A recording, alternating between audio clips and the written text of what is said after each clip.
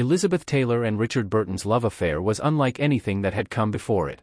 The iconic couple, who married twice, from 1964 to 1974, and then again from 1975 to 1976, came into each other's orbits while both were in other relationships. Taylor was married to Eddie Fisher at the time, while Burton was married to Sybil Williams. In Elizabeth Taylor, Rebel Superstar, a 3-part BBC documentary series about the actress, those closest to her recall what it was like to see the shift in her life unfolding. "My mother was still married to Eddie Fisher. I think she was unhappy," son Christopher Wilding says in the second episode, which aired October 4. "It wasn't a normal situation, and at that time, her attitude was, F it.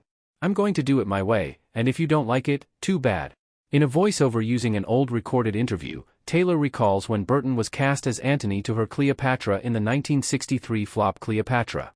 "The first day on the set, he was hungover and very vulnerable and his hands were shaking," Taylor says.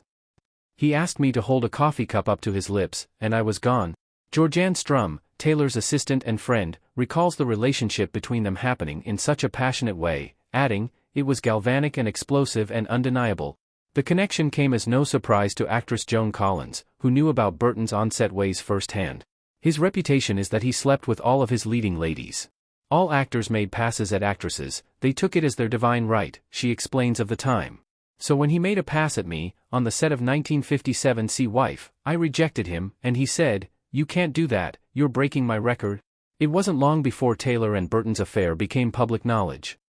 There was obviously something going on with Richard and Elizabeth, and Eddie knew about it, Collins recalls. "I remember it was a big dinner. Burton was there, and it was all extremely uncomfortable.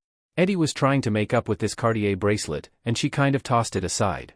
I said, 'I'll have it,'" Collins says with a laugh. "Everybody was appalled because it was just so obvious.